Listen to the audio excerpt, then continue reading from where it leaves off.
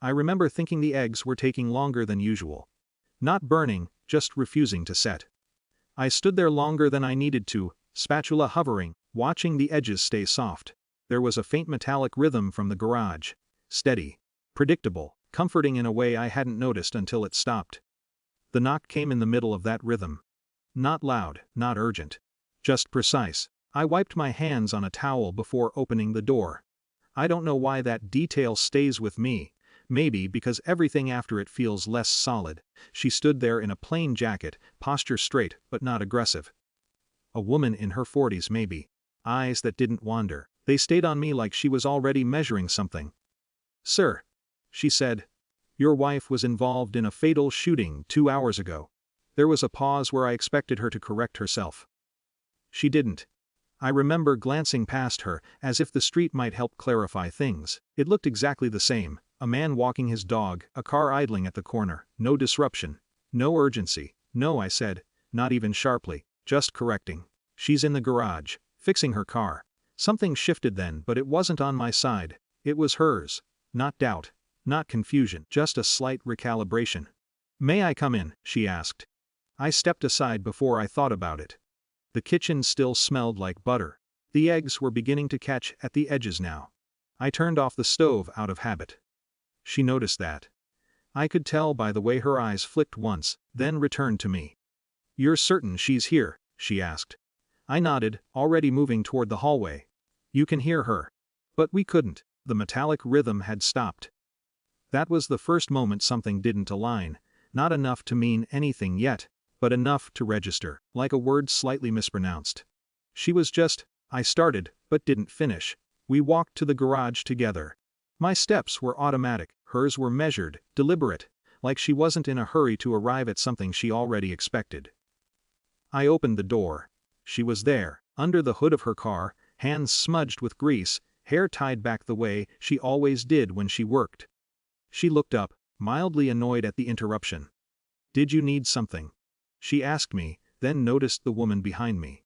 That's when the air changed, not dramatically. Not like a shock. Just a quiet compression, like the room had less space in it than before. The detective didn't speak right away. She studied her, not broadly, specifically, her hands, her posture, her face, then she drew her weapon. "Sir," she said, her voice steady, "I'm going to need you to step back." I didn't move. Not because I was resisting. Because the instruction didn't land. It didn't connect to anything real. "What are you doing?" I asked, but it came out quieter than I expected. "My wife," she straightened slowly. No sudden movements, no visible panic, just a controlled stillness. "That's unnecessary," she said, her tone even. Not defensive, not surprised. The detective didn't respond to her. Her attention stayed fixed. "Step back," she repeated, this time not louder, but firmer. The kind of firmness that doesn't escalate, it concludes. And something in that tone made sense in a way nothing else had. I took a step. It felt like leaving something behind, though I couldn't name what. "Ma'am," the detective said, "I'm going to ask you to keep your hands visible." My wife wiped them on a rag, slowly, deliberately, then raised them slightly, not fully, just enough to comply without yielding. There was a moment where no one spoke. And in that silence, something began to reorganize inside me. Not a realization.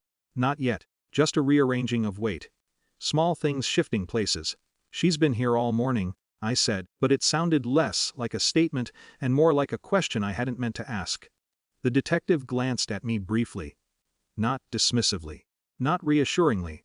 Just acknowledging that I'd spoken.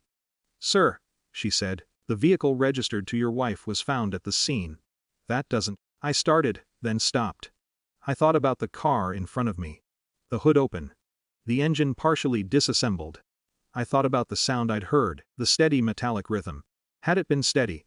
I couldn't be sure anymore. "She hasn't left," I said, but now I was trying to reconstruct something instead of relying on it. My wife finally looked at me fully. There was something in her expression I couldn't place. Not fear, not guilt. Distance. "Tell him to calm down," she said to the detective, as if I wasn't part of the situation in the same way they were. That was the first moment she felt unfamiliar. Not entirely. Just enough. The detective took a step forward, adjusting her stance slightly. Controlled. Practiced. This wasn't escalation. It was procedure reaching its next point. "Mom, I'm going to need you to turn around." "For what?" my wife asked. "For my safety and yours." A pause. Then slowly she complied. No argument. No resistance. That was worse. Because it fit too easily into something I didn't understand. As the detective moved closer, I found myself looking around the garage, searching for something stable. A misplaced tool. A sign of interruption. Anything that would confirm a timeline I could hold on to. There was nothing obvious. Just the car. The tools.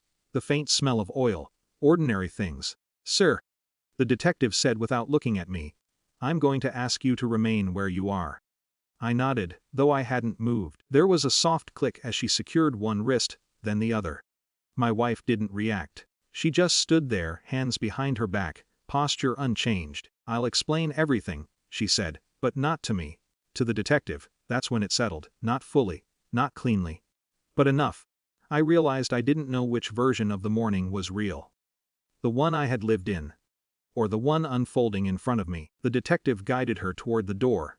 As they passed me, my wife paused, just briefly. She didn't look at me. "Turn off the stove," she said quietly. "You'll forget." Then she kept walking. I stayed there for a while after they left.